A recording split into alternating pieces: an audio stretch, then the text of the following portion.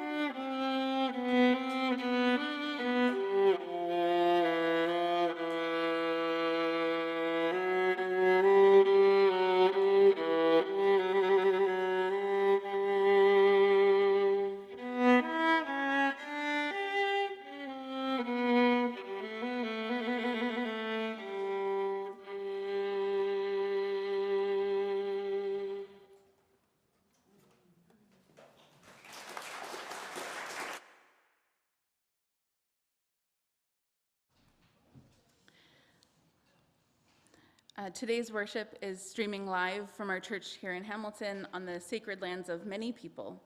We live upon the traditional territories of the Erie, Neutral, Huron-Wendat, Haudenosaunee, and Mississaugas. This land is covered by the Dish with One Spoon Wampum Belt Covenant, which was an agreement between the Haudenosaunee and Anishinaabe to share and care for the resources around the Great Lakes. As settlers, we continue to benefit from this land and its resources. And as settlers, we must ask ourselves how or if we have shared and cared for the earth and its gifts. Facing the truth is hard, and truth must come before reconciliation. And each time we gather, we light a chalice. It reminds us that we are entering sacred space and time together. It reminds us of our connection to our neighbors all over the world. Please join me in our chalice lighting words. May this flame be our light of friendship and love.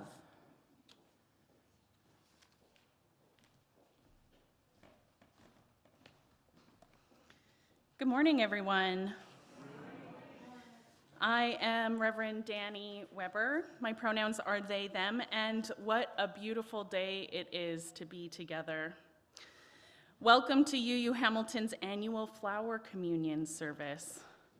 Flower Communion is a special ritualized service that was started in 1923 by the Reverend Norbert Chopek, a Unitarian minister in Czechoslovakia. I will share a little bit more about the ceremony later, but first let us settle into this space. Let us come together from our separate lives into this sanctuary, both physical and virtual. We come in a variety of colors, shapes, and sizes. Some of us grow in bunches, some of us grow alone. Some of us are cupped inward, and some of us spread out ourselves out wide. Some of us are old and dried and tougher than we appear. Some of us are still in bud. Some of us grow low to the ground, and some of us stretch toward the sky. Some of us feel like weeds sometimes. Some of us carry seeds sometimes. Some of us are prickly sometimes. Some of us smell, and yet we are all beautiful. What a bouquet of people we are. Come and let us worship together. And now Jenny will do our story.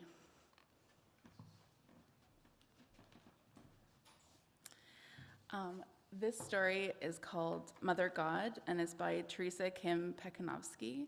I came across this book a couple of years ago, and I personally love referring to the divine as female. And ever since I came to this church as a visitor a year ago, I'm like, I need to share this book. And so I'm so happy that now I have the opportunity. So, Mother God. You know God the Father, but God is your mother too. You are made in her image. She is making all things new. Waiting for new life to begin, God is a mother in labor. She takes deep breaths until the birth, rejoicing with friend and neighbor.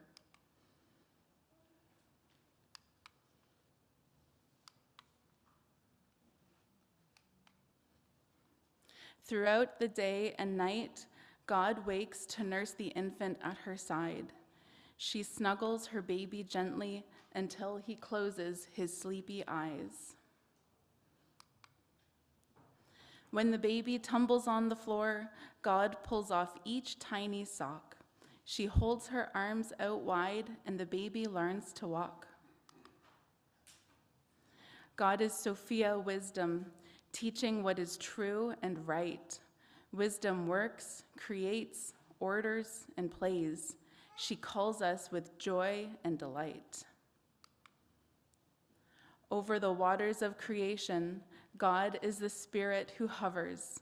She forms the earth into a bed, and the wide sky it covers.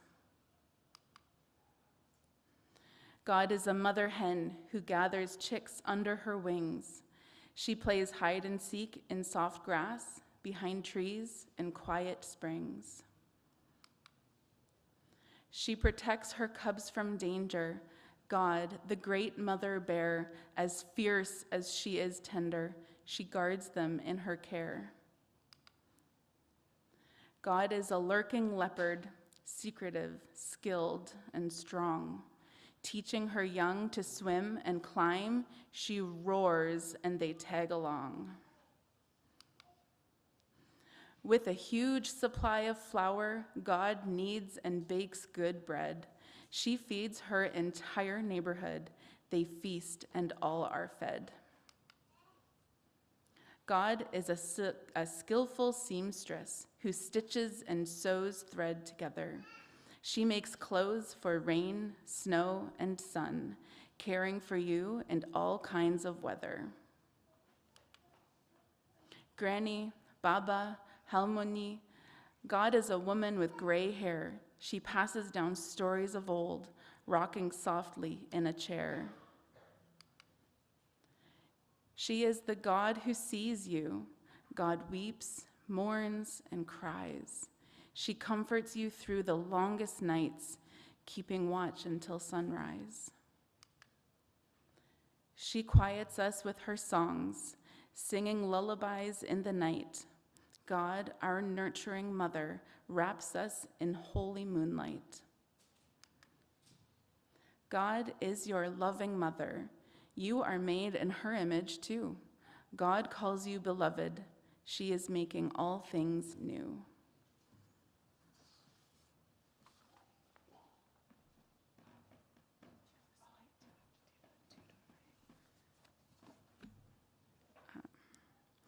Okay, thank you. So we are an intergenerational community, which means that we gather together across the generations, and sometimes we gather in our generational groups. We start services all together because it is important for our children to be familiar with the practices of our faith and our community, and it is important for the elders to experience the vibrancy of youth.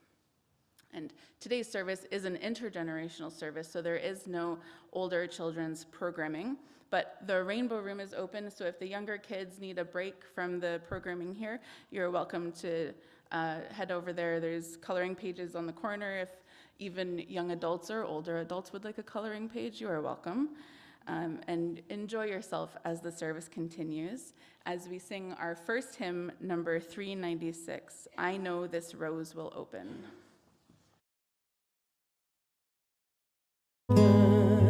I know.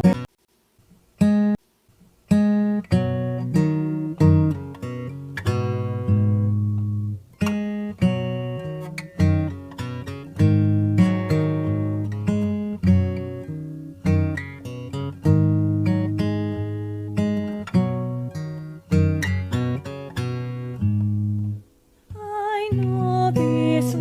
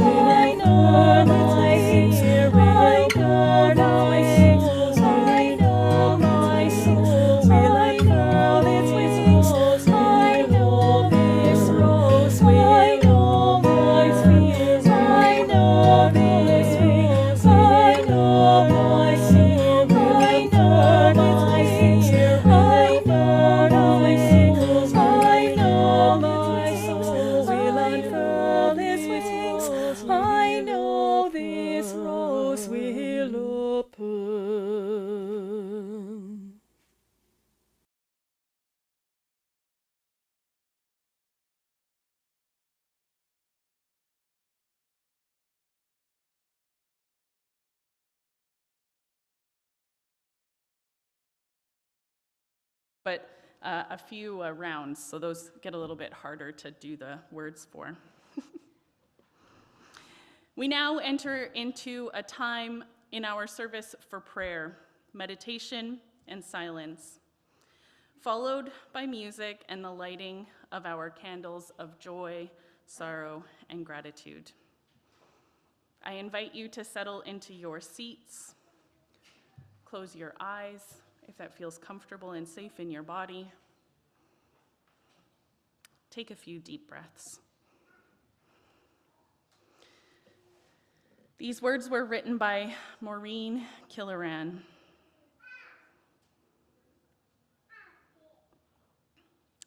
In one way or another, each of you was born of a mother. Because we are human, it's likely that your relationship with that mother is, was, or will be someday challenging. If you identify as a woman, then it's almost certain that your connection with this matter of mothering is or was sufficiently complex that it's sometimes hard to explain.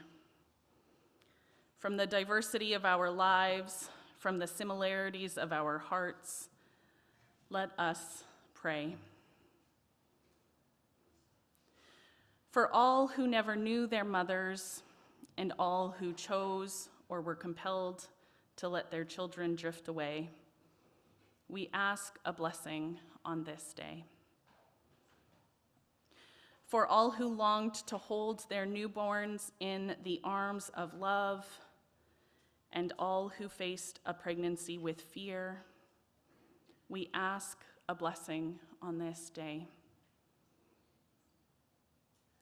For all who struggle with pain of their mother's increasing confusion, and all who feel the muddled growing in their own heads and seek to keep it from their parent or their child, we ask for a blessing this day. For all whose mothers never grew up, and all whose mothers never learned to play, we ask for a blessing on this day. For all who missed the chance to say, I love you, and all who long to say it now but find ourselves afraid, we ask for a blessing on this day. For all who carry ancient wounds, infertility, abuse, misunderstanding, anger, grief, we ask a blessing on this day.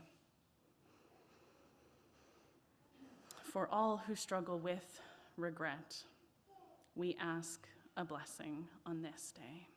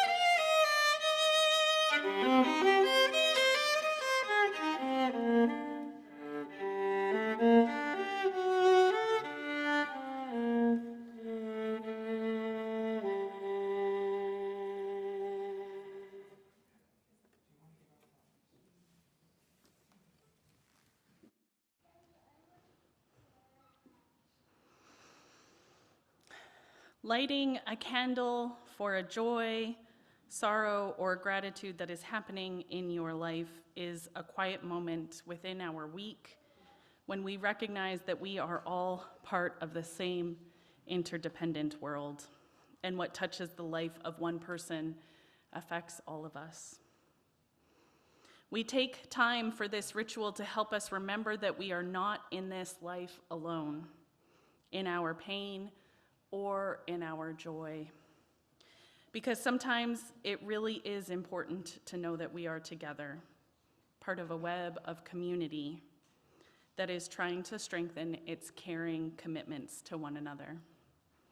And so, in honor of the joys, sorrows, and gratitudes that are silent among us today, we also have a number to share. First, a joy from Sue Prescott. Due to the success of our birdhouses, she has planted an additional 2 painted houses out in the garden that you might have noticed already. She also is thrilled to report that one of the houses now has a nest being built in it. So take some time to wander and wonder in our beautiful habitat gardens. And Joanne Tunnicliffe also shares that early butterflies are out and we have a raven on our property. So please make sure to spend some time on our property, either today or later in the week. Another joy comes from Tony and Barb Wallace, who are pleased to announce that their younger son, James, won Employee of the Year at the CanOps Awards celebration for 2025. James works for SASC 911, which is managed by CanOps as part of their technical team. So congratulations to James.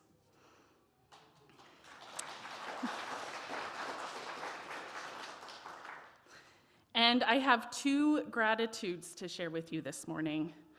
I don't know if anybody noticed, but we don't have a piano player today. You didn't notice, did you? Rachel Derry, our music director, is in New York City performing at Carnegie Hall this weekend. Yeah. So, as much of a joy as that is, I also wanted to lift up gratitude for the many years of music that she has helped provide this or lead this community in providing, and for all of the many recorded pieces of music that will allow us to sing hymns while she is away.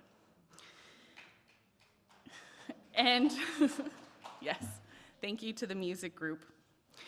And secondly, for the last 6-ish months or so, we've had a group of volunteers gather almost every Sunday morning with 8 teenage boys running the Our Whole Lives curriculum, a sexuality education program.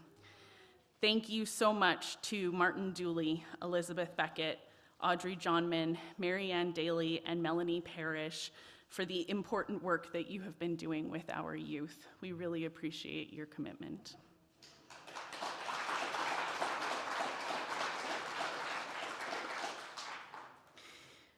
Taking time to share our gratitudes, joys, and sorrows within the community is a way in which we build our relationships and create a community of care. If you're ready or wish to have your joy, sorrow, or gratitude shared, please fill out the form on our website's homepage, or you can write something in the binder over on the side of the sanctuary. May we continue to hold space for this community care and for sharing with courage and vulnerability. And now we will be singing again. If you went to grab a hymnal, it's number 1023. There will be a video on the screens behind me. Building bridges to heal our divisions. I'll reach out to you. Will you reach out to me?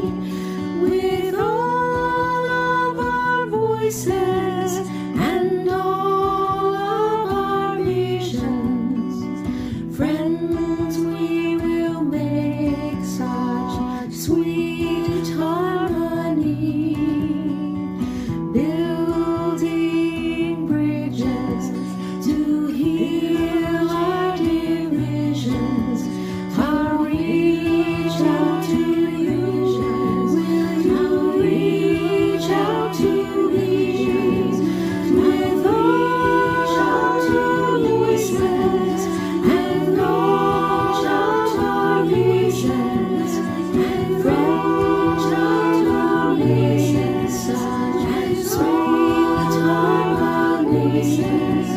make such sweet harmonies, building bridges to heal our divisions.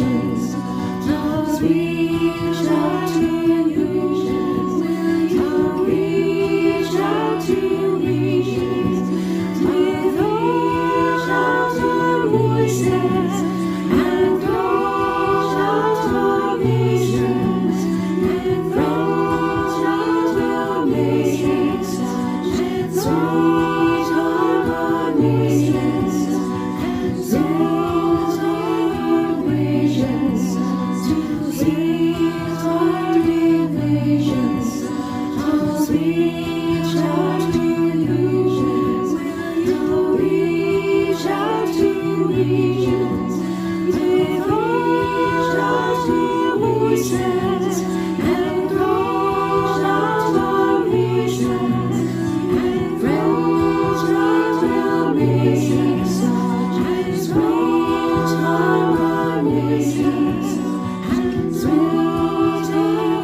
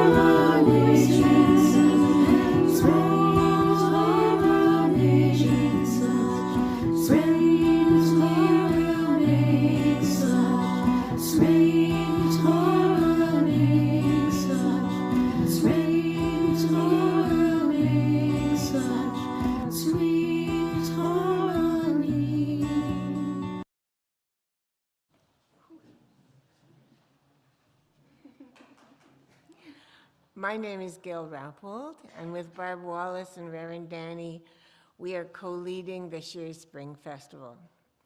I bring you a flower of a different kind, a flower that celebrates pride in the many ways we use that word. Each week we remind ourselves that we are this church. We support it with our money, our time, our skills and abilities. This morning I'm asking for your donations, labor, and attendance Sunday, June 1st at the Spring Festival after the church service. The symbol of the festival is this beautiful flower created by Jen Wallace, symbolizing pride, Pride Month, and pride in our commitment to our 8 principles. It symbolizes the goals of the festival: to build community inside and outside, welcoming newcomers and former members, and sharing our work outside the church with friends and neighbors we bring to the festival. And to raise $16,000 to be split between the church and the brand new Indigenous student housing residence being built by Sacagawea across the street and down the way from our church. On the way in, you received a small card showing how you can help.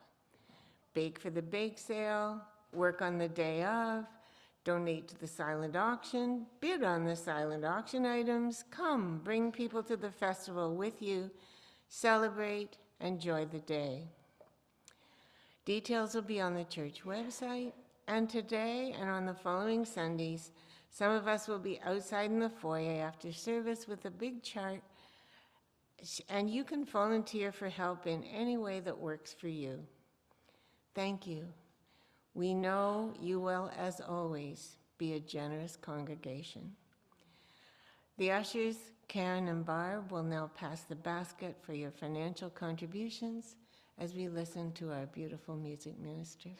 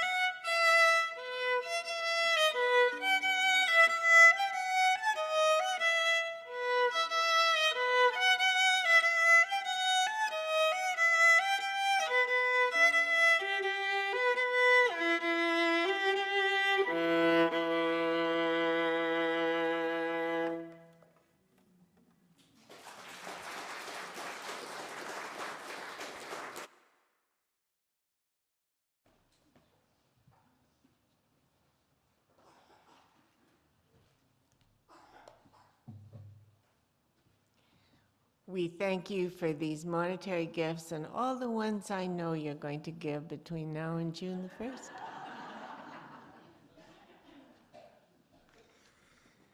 Thank you so much, Gail. As I mentioned earlier, the first flower communion was celebrated in 1923. Reverend Chopek was raised as a Catholic, but discovered Baptist tradition at the age of 18 and became a Baptist minister for many years, until he finally decided that he was too liberal.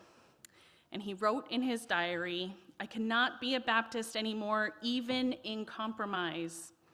The fire of new desires, new worlds is burning inside of me." After discovering the Unitarian Church in New Jersey, he transitioned his ordination to the Unitarian Association of America. His wife, Maya, also became an ordained minister. And after World War I ended, they went back to Prague and started the Prague Liberal Religious Fellowship. Maya and Norbert wanted to create a ceremony that could bring the people closer together and make them feel like a religious community. They fashioned what they called the Flower Festival, and it was first celebrated 102 years ago on June 4th. They originally named it a festival, not a communion, so as not to offend folks from diverse religious backgrounds who might come either within their congregation or from the outside world. While we often call this service Flower Communion, they were careful to welcome all by calling it Flower Festival. They didn't want to make those who were previously or currently Jews, Catholics, or agnostics uncomfortable. In this way, the Flower Festival honors the diversity found in our faith communities. Each of us comes here, each unique, each with a different view, looking for different things, exploring different paths. And here we find community. Here we find ourselves seekers to share the journey.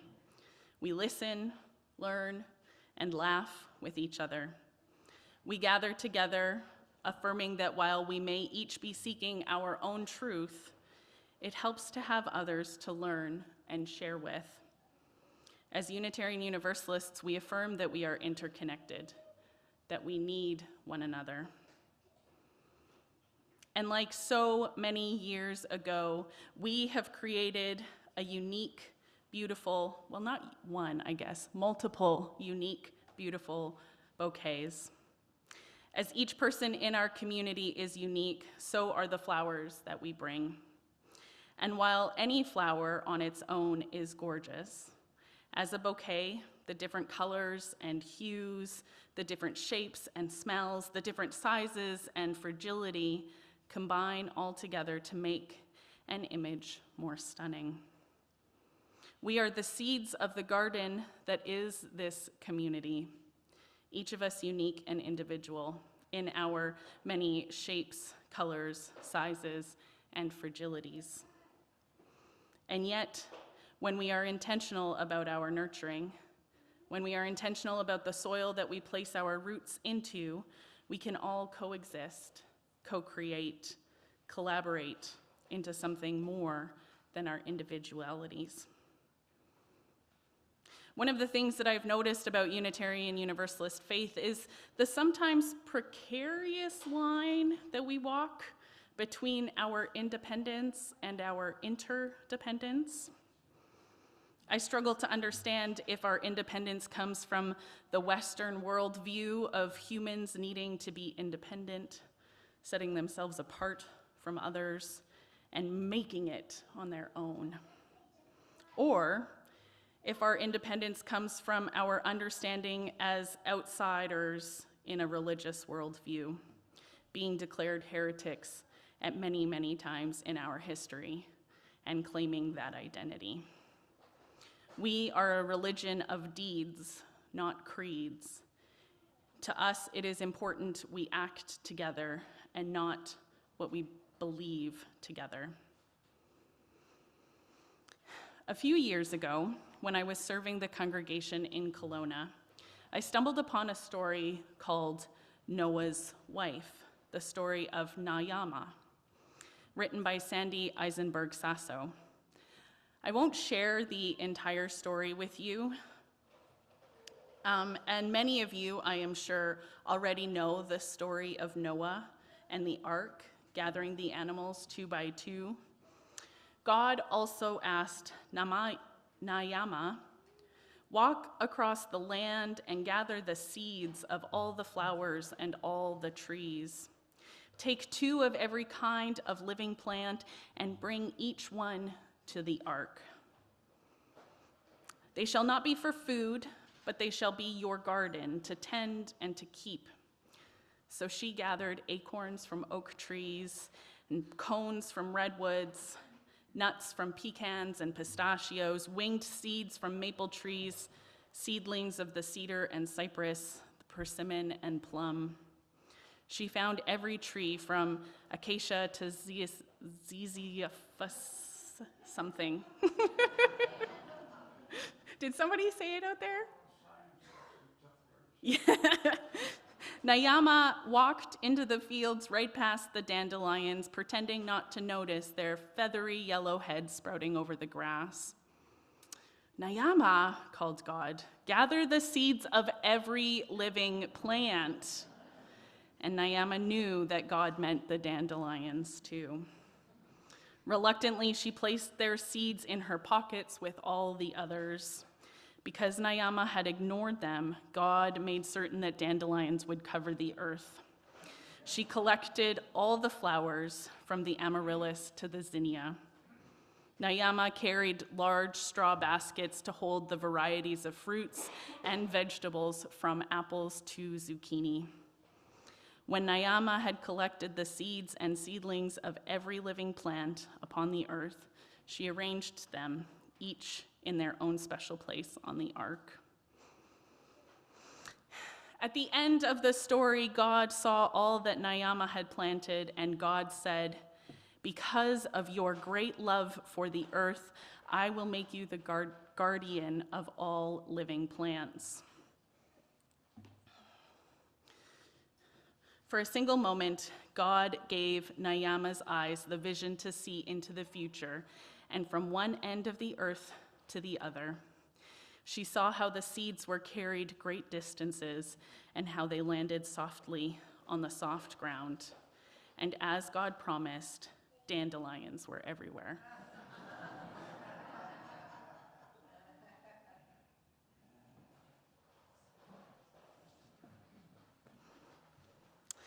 I share this because of the image of the dandelion in this story.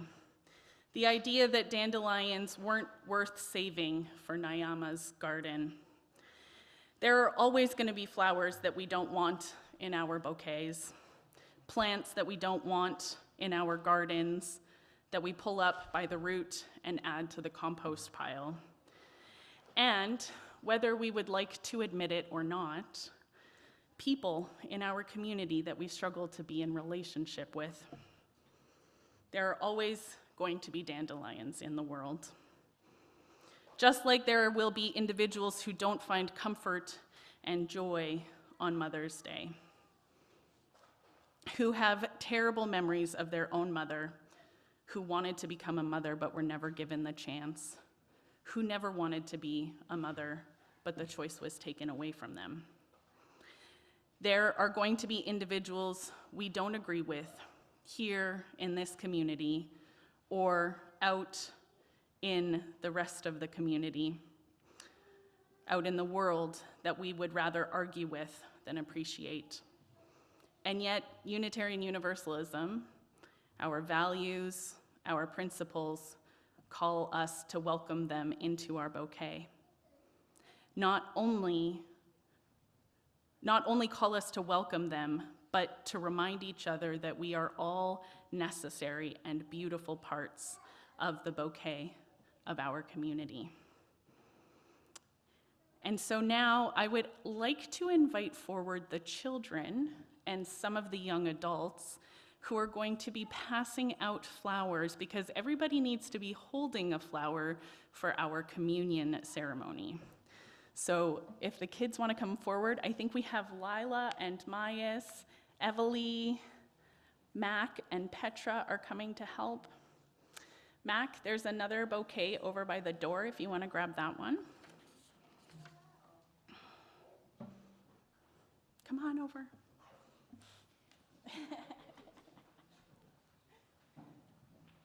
Mayas, do you want to carry this one?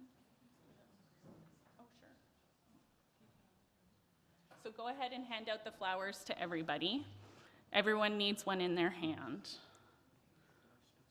Yeah, and then the kids can kind of pass them out.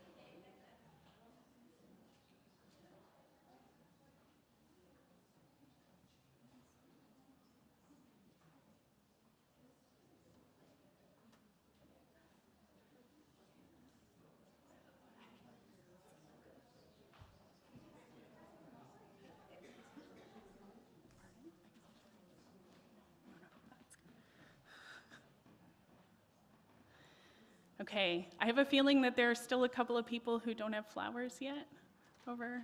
Anybody else who needs a flower? Or a piece of greenery, maybe?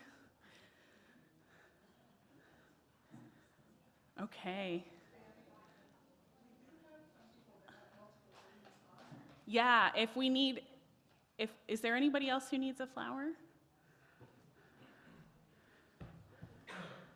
It looks like we might have.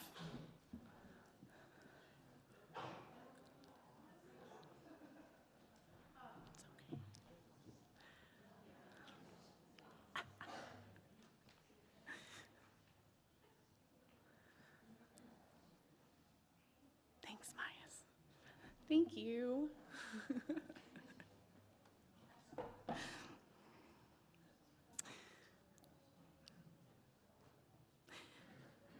Within our hands, we hold the resurrection of the world.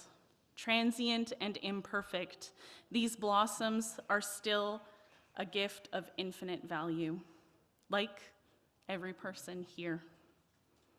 Too often we seek permanence and perfection, resisting change, blind to our shortcomings.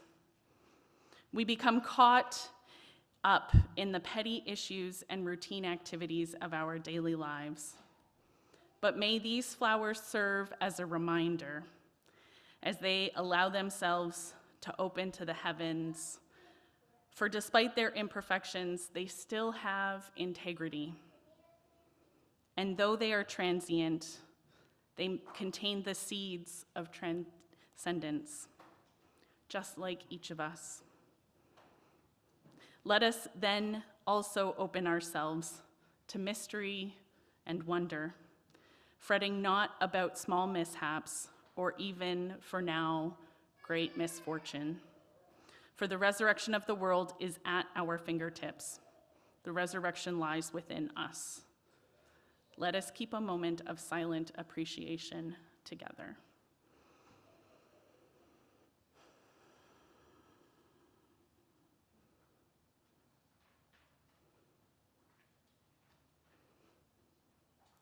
Blessings to each of you on this Flower Communion Sunday. And now, please join in singing "We Are Building a New Way," hymn number 1017.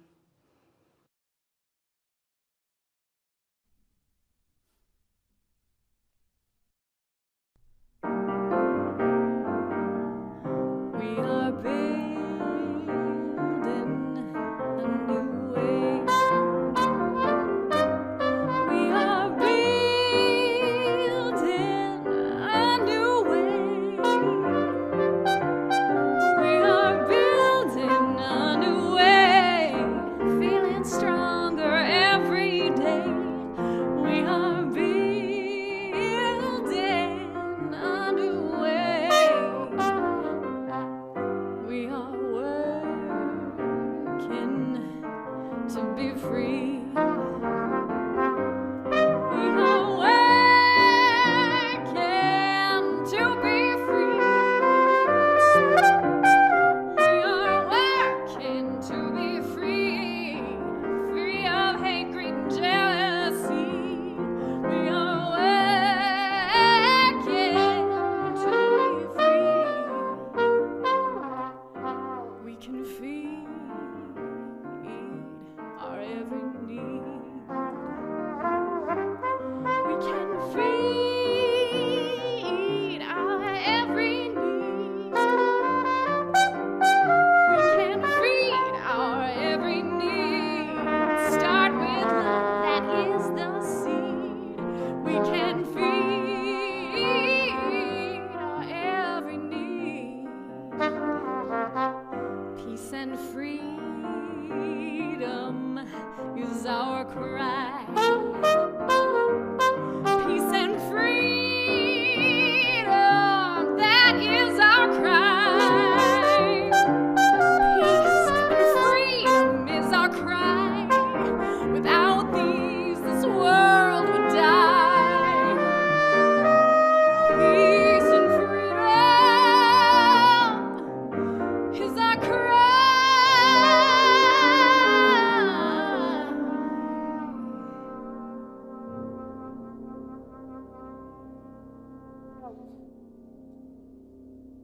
The benediction is the Flower Communion by Lynn Unger.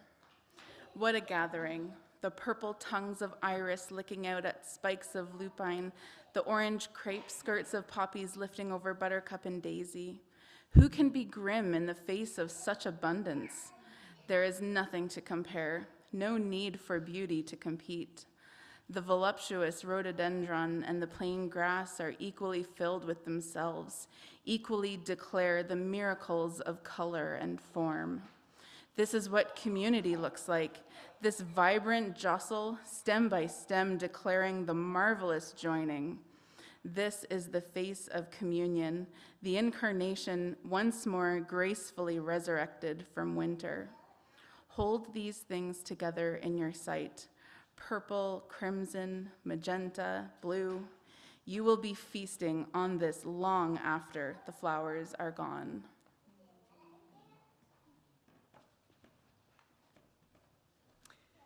And now we'll have Jai come up and play our postlude.